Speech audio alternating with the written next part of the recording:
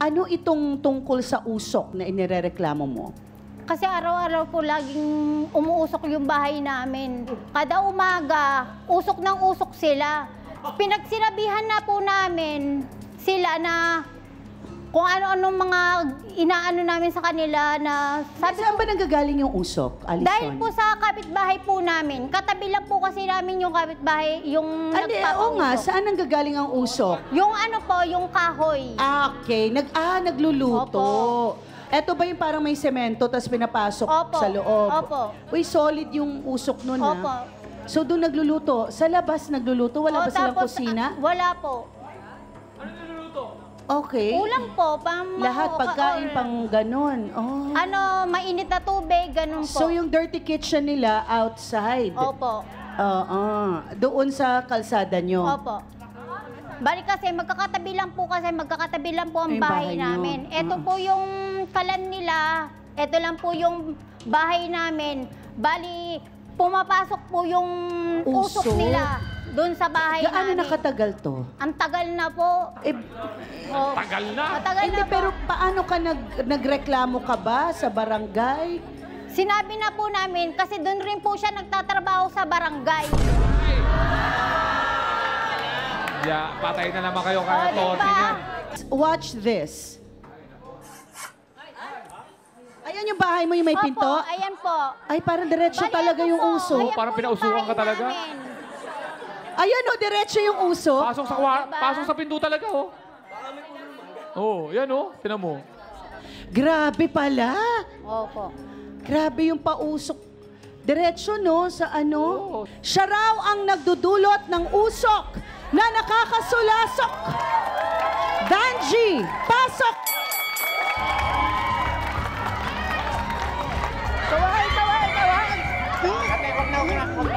Yabang mo ah. Ay, mild lang. Ang tagal-tagal ko na nakatira doon sa lugar namin. Natural, bigyan mo ako ng kalan. Wala akong mahirap. Walang sweldo yung barangay.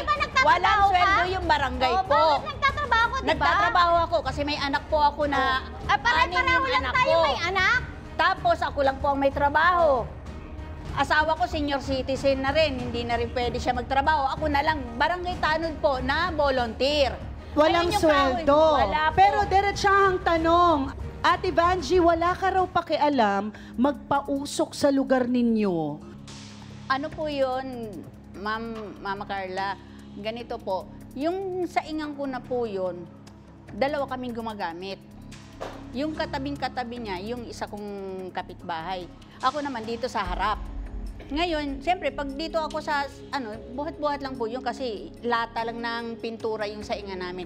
At saka po, kaya naman po ako nagtsatsaga doon, saan naman po ako kukuha ng pambili ng, kalan. Saan ako kukuha noon? Walang sweldo yung barangay tanod. Nagwawalis nga lang po ako. Yun na lang yung pinaka ko. May anak po akong special child.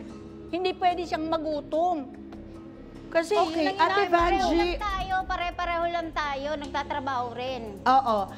Wala tayong mga pambili ng kalan, lutuan and everything, no? Pero sa tingin ko, meron namang kaperaso o ekstrang lupa na pwede nating ilagay doon nang hindi po tayo...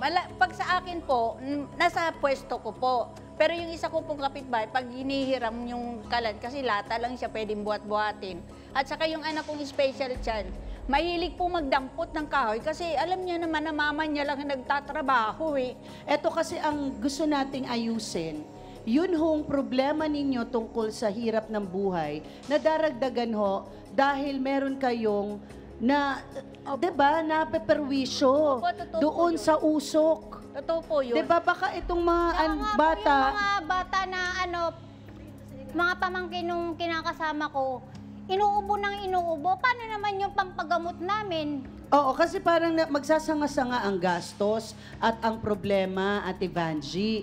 Hindi, wag tayong mag-focus sa hirap ng buhay. Mahirap na yon.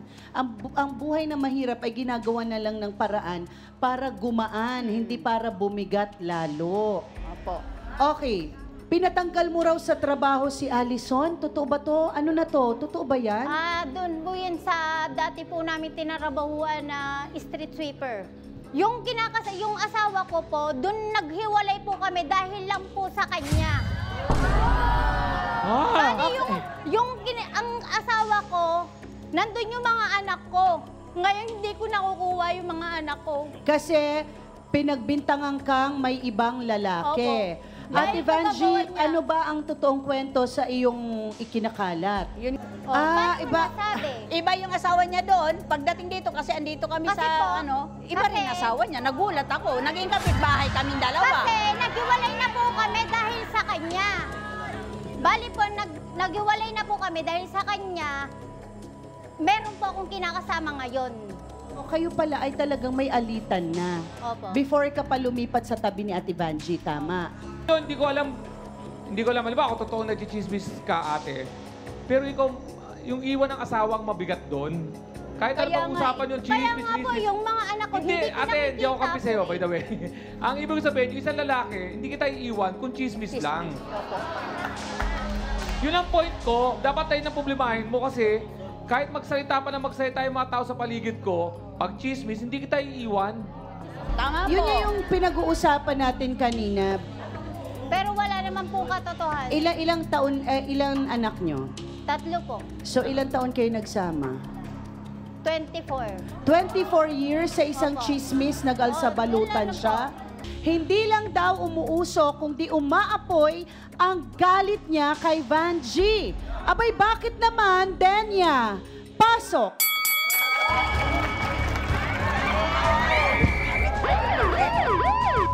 Kaya kita.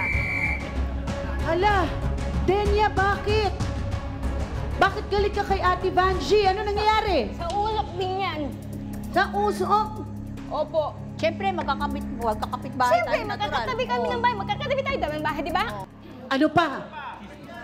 Hindi po ang ginawa po niya, yung kabataan ng pamangkin niya, sabi yung anak ko, nagkagulo. Ang ginawa niya, ginampihan niya yung kamag-anak niyang pamangkin. Bakit? Sino ba may kasalanan? Ano ba nangyari? Yung anak ko, parang umaawat po. Ilang taon? 17 years old do, Umaawat sa gulo. sa gulo. Ang nangyari, at tinuro nitong tapos sabi niya, yung anak ko daw may kasalanan. Hindi, ganito po yung explain Hindi. para sa Huwag ka akin. mag-explain kasi anak ko Niya, parang 17 years old. Naglalaro yung pamangking ko, isang 8 years old, isang 10 years old, saka isang 7 years old ng basketball. Patulang ba naman ng 17 years old Paano yung ko 10 years old? papatulan yung Hindi anak naman ko, po eh, talaga yung umaawat kasali na. yung anak Tanga niya kung ka. tutusin. Eh kaso, nasagi-sagi. Siyempre, yung mga maliliit na bata, pag naglalaro ng basketball, Wawa. kailangan Galing ba mo talaga magkwento, siya, magkiki-excuse me? Eh, bata yun eh. Ang galing Ayun ang mo natutukan magkwento. eh, yung pamangking ko eh. Oh, ang itinuturo yung anak niya. O, Sino ba sinungaling? Si 17, si 10 years old, si 8 years old. Na Denya, totoo bang kinakaltasan ni Vanji ang bayad sa tupad? Oh, Tupad pa ako. Di ba? pinasok po niya ako sa Dolly Tupad po. Ang nangyari ho, nung sasahod na po ako, ang ginawa niya, sabi niya, ito yung sahod mo. Pero may nagtanong ako, magkano po ba ang sahod? 4,500 po. Ang ginawa, ang binigay po niya sa akin, 4,000 ho. Pwede ba yon? Hindi naman po pwede. Pero ba, sa inyo ba dumadaan yung sweldo? Pwede po. Kami lang ang kumukuha. Bakit mo nasabing siya ang kumuha ng 500? Nung bigayan po ng sahod, ang sabi ko, ikaw munang pumirma. Kasi may pupuntahan lang po ako. O sige, ako na. Okay, sige, ako na. Nung pagbigay po, ba't ganun po? Sabi ko, ay, ewan ko, basta binigay lang po siya akin eh. Nakasobre po. So dumaan sa iyo. Bakit dumaan sa iyo yung pabigay na yun? Siya naman po talagang kumuha. Pahawak niya lang yun sa akin. Okay, kung pinahawak sa iyo, Hindi ako pwedeng ipirma. Mama Carla, hindi pwedeng pipirmahan ko. Ang galing. Hindi pwedeng. kala ko kanina totally wala kang hindi man dumaan sa iyo kahit hangin. Eh yung pala nahawakan ninyo. Talagang... Magkasama naman kami nung kinuha niya yun eh. Ba't Ano hindi niya sinasabi binilang? ko, ate? Di ba may pupuntahan ako? Hindi kasi pwede Kasi pumirma binigyan doon ang kita ng pirma ko. authorization, di ba? Di ba dalawa tayo? Hindi nga tinanggap eh. nabigyan ka ng authorization. Saan? Kanino mo kinuha yung sobre? hindi po gumawa po ako ng Kanino mo kinuha yung sobre ng pera? sa kanya. So, nakuha mo. Nakuha ko, pero dalawa kami magkasama. Paano ako dalawa, te? Hindi nga ho, Ate Vanjie. Huwag tayong magsinungaling dito. Kapanggigil ka. Kasi nagawa nyo na ng paraan na makuha, Ate Vanjie. Hindi lang umuusok kundi nagbabaga ang inis niya kay Allison. Bakit naman, Winnie? Pasok! Panay ka tupad, yung utang mo, hindi mo binabayaran sa akin. Punta ka dito. Ano? Ano? Ano?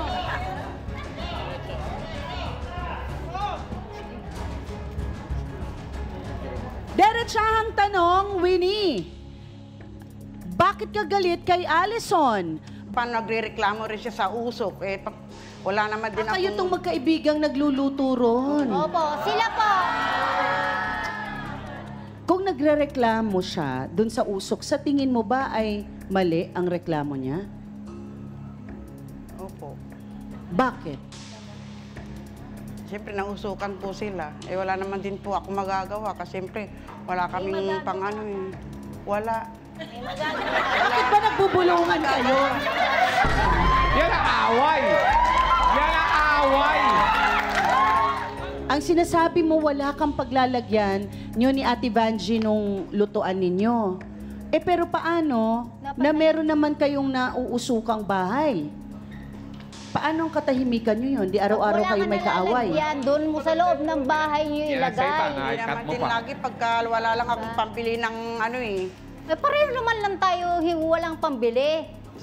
Kanina nung sinabi ni Ate Wenny na wala naman akong paglalagyan, anong sabi mo, meron kang paglalagyan? Saan? Pwede naman po sa loob kasi malawak naman po yung bahay nila. Ayusin na lang. Yung parang gagawin nila yung parang... Exhaust, Opo, parang may ilalagay tubo, hanggang pataas, doon sa para lumabas. May magagawa pa. Kung may maraming magagawa ng para sa kanya, ayaw lang niyang gawin. Kasi umaasa siya sa hihiram ng kalan. Ayan o, Totoo naman eh! Totoo naman! Kaya huwag kang ano! Talaga ang ulo mo sa akin. Bakit magulo? Hindi! Hindi ka pinahiram. Nakay, ano? Ay, ayun na! Ano ang gipinairam? Gipinairam? Hinihiram po yan sa akin. Alam mo, hindi mo pinahiram. Hindi ko siya pinahiram nung Kalan? nangangailangan siya. Pahiramin kita eh. Nung una nga, hindi mo ako binayaran eh. Bakit ano? Paano mo binayaran kita ng isang Oh, di ba? Hindi kasi ako naniniwalang usok lang talaga. Kasi pwede naman talagang pag-usapan. Pero salu-salungat na may mga pinanggalingan.